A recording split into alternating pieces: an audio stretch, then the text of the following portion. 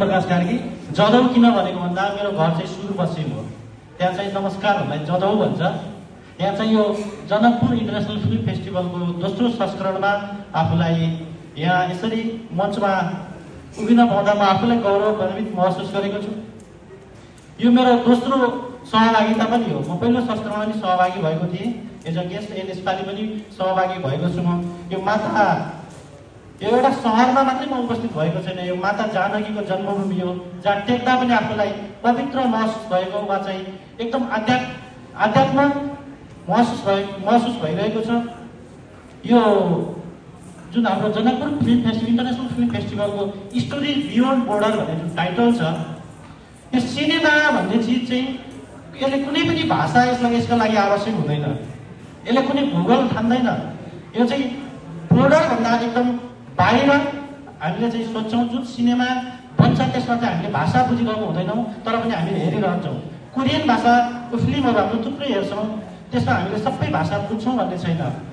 त्यसै गरी हामीले चाहिँ अङ्ग्रेजी फिल्म पनि हेर्छौँ, हिन्दी फिल्म पनि हेर्छौँ, साउथ इन्डियन फिल्महरू पनि हाम्रो थुप्रै हेर्छौँ। त्यस्तो सबै भाषा हामीले बुझ्दैनौँ, तर त्यो हामीले त्यहाँका दृश्य, त्यो चलचित्रमा वा चाहिँ त्यो सिनेमामा देखिएको संस्कृति, त्यहाँको भाषा, त्यहाँको सभ्यता र त्यो सिनेमाले बोल्न खोजेको चिज के हो भन्ने कुरा हामी महसुस गर्न सक्छौँ। र सिनेमा भन्ने चिज एकदम भावनात्मक कुरा हो।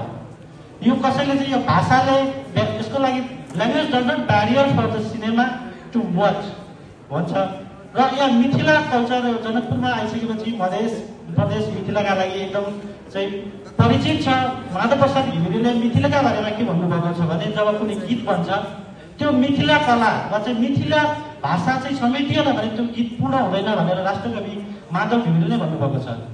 त्यसै गरी जानकी मन्दिरका लागि तत्कालीन 1700को अवधिमा चतुर्भुज गिरी भन्ने व्यक्तिको नेतृत्वमा एउटा टोली जनकपुर आइपुग्यो र 1707मा मकवानपुरका राजा इन्द्रबहादुर सेनले चाहिँ यो 1400 बिघा जमिन चाहिँ दिइसकेपछि जनकपुर, आधुनिक जनकपुर हाम्रो मन्दिर बनेको छ। यो जनकपुरलाई चाहिँ हामीले फिल्म टुरिज्मको हब बनाउन सक्छौँ। हाम्रो यहाँ धनुषा धाम छ जो पौराणिकतासँग जोडिएको कुरा छ। जनकपुर आफैमा जानकी मन्दिर छ। यहाँ विवाह पञ्चमी हुन्छ। यी चिजहरूलाई हामीले एउटा सिनेमाको माध्यमबाट यहाँको कला, संस्कृति, भाषा, खानपान यी सबै चिजहरूलाई हामीले सिनेमाको माध्यमबाट जोड्न सक्यौँ भने यसले चाहिँ अन्तर्राष्ट्रिय रूपमा एउटा सिनेमा हबको रूपमा विकास गर्न सक्छ। हाम्रो कुमारजी मेरो साथी पनि, उहाँसँग हामीले यो सम्मान फाउन्डेसन गठन गर्न पनि हामीले विभिन्न चाहिँ जिल्लाहरू भ्रमण गरेका थियौँ। उहाँको जो मेहनत छ, यो मेहनत उहाँले साँच्चीकै यति धेरै यो मध्य प्रदेश वा चाहिँ मिथिला कला, जनकपुरको चाहिँ यहाँको सभ्यता, चाहिँ यहाँको संस्कृति जगेर्ना गर्न र यहाँको चाहिँ संस्कृतिलाई चाहिँ उजागर गर्न, केन्द्रलाई सुनाउन उहाँले चाहिँ मलाई के भन्नुहुन्थ्यो भने, यो काठमाडौँमा तपाईँ किन गर्नुहुन्न त, यत्रो ठुलो फेस्टिभल यति धेरै खर्च हुन्छ, तपाईँ काठमाडौँमा किन गर्नुहुन्न भनेर मैले प्रश्न गर्न उहाँको जवाब दियो। काठमाडौँमा धेरै भइदिएपछि अब चाहिँ म जनकपुरलाई चाहिँ काठमाडौँसँग जनकपुरै एउटा हब बनाउन चाहन्छु भनेर जुन उहाँको अटुट छ, जुन उहाँले चाहिँ लागिरहनु भएको छ, त्यसका लागि उहाँलाई धेरै धेरै धन्यवाद छ। तपाईँको यात्रा 100औं वर्षसम्म यो सम्मान फाउन्डेसनले चाहिँ कन्टिन्यू गरिराखोस् र यहाँको सरकार, प्रदेश सरकार, स्थानीय तह यी सबै चिजहरू, यहाँका निकायहरू जो संस्कृतिसँग जोडिएका छन्, जो पर्यटनसँग जोडिएका छन्, जो फिल्म क्षेत्रसँग जोडिएका छन्, फिल्म निर्माताहरू हुनुहोला, सबैलाई चाहिँ म के आग्रह गर्न चाहन्छु भने तपाईँहरूले यो जनकपुरलाई चिनाइदिनुहोस्। तपाईँहरूको फिल्मको माध्यमबाट, तपाईँको चाहिँ भाषा कलाको माध्यमबाट जनकपुरलाई एउटा अन्तर्राष्ट्रिय फिल्म डेस्टिनेसनमा हामीले किन प्रमोट गर्न सक्दैनौँ त? यसका लागि टुरिज्म बोर्डले के गर्न सक्छ, त्यो पोलिसी बनाउने कुरामा होस्, हामीले चाहिँ अरू आर्थिक सहयोग गर्ने कुरामा होस्, वा चाहिँ तपाईँको चाहिँ विभिन्न सुझाव सल्लाह दिने कुरामा होस्, टुरिज्म बोर्ड सधैँ प्रतिबद्ध छ। तपाईँको एउटा ब्रिटेनको 1996तिर ब्रिटेनले बेलायतमा चाहिँ ब्रिटेन टुरिज्म एसोसिएसन भन्ने एउटा संस्थाले चाहिँ त्यहाँको चाहिँ बेलायतको ओभरअल त्यतिखेर ग्रेटर ब्रिटेन भन्ने थियो, त्यो ग्रेटर ब्रिटेनको चाहिँ एउटा फिल्म डेस्टिनेसन कहाँ हुन सक्छन् भनेर एउटा म्यापिङ गरेको थियो। त्यो म्यापिङ गरिसकेपछि त्यहाँ चाहिँ फिल्म बन्न सुरु भयो र फिल्म बनिसकेपछि त्यहाँको रेभेन्यू जेनेरेट, त्यहाँको चाहिँ इम्प्लोइमेन्ट जेनेरेसनमा चाहिँ ठुलो योगदान पुगेको थियो। त्यसै गरी न्युजिल्यान्डमा द लर्ड अफ रिङ्स भन्ने एउटा मुभी बन्यो।